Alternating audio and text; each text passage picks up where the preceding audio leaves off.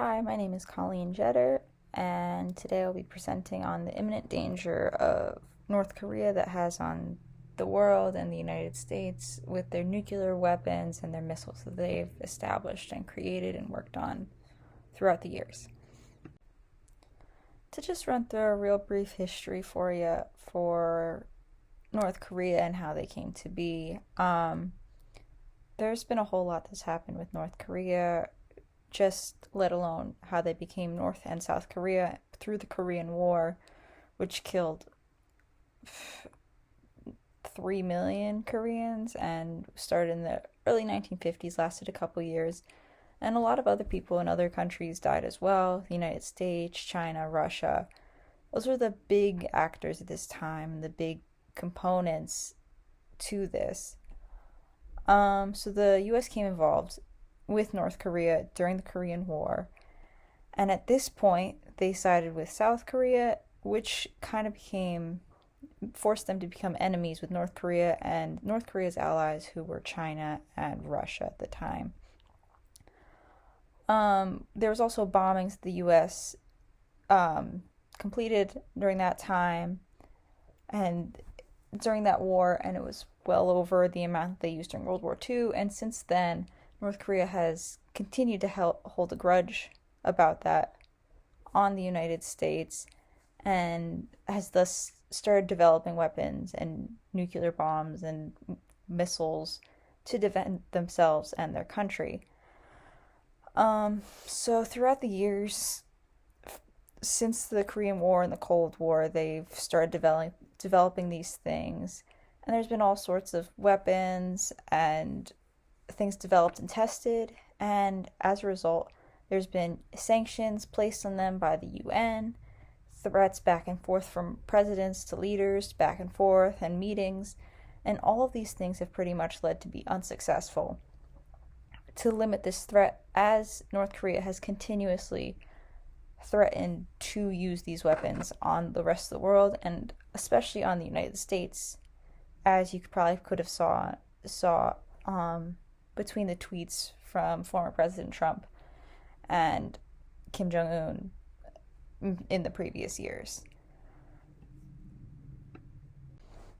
Next is my policy suggestion for President Biden as something to do in order to combat the problem that North Korea has created and has established in their previous how many years? Many years. So my plan, as we can tell from history, the UN sanctions that they have continuously put on North Korea have not been successful. So we need to take a stronger approach. And I believe that is creating trade sanctions between the United States, and China. North Korea's biggest trade partner at this time is China, and they are a very extremely poor country, and they cannot afford to lose this partner. So we can threaten, in a way, not with violence, but purely economically. We can put this sanction in place and say that we can remove it and get rid of it once North Korea stops developing and investigating and creating new weapons and testing them. China is so much more reliant on the United States economy than North Korea's economy that when they start to lose money, they will correct their action and also side with us to try to end the threat of North Korea.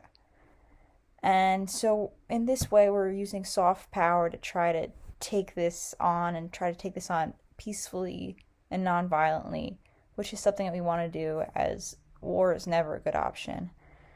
And then additionally, for some more power and more urging for them to stop, we can get NATO and the UN involved, and any additional countries that also feel threatened by North Korea can also place sanctions in place where it would be detrimental to their economy, to the point where they have to reconsider what they are doing and stop developing these weapons.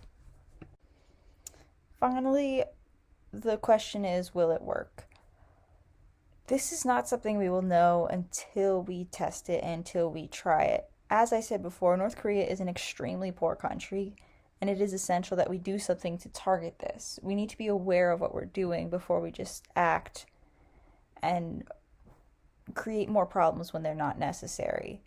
The United States is so valuable to China's economy, they will comply with us and they will listen.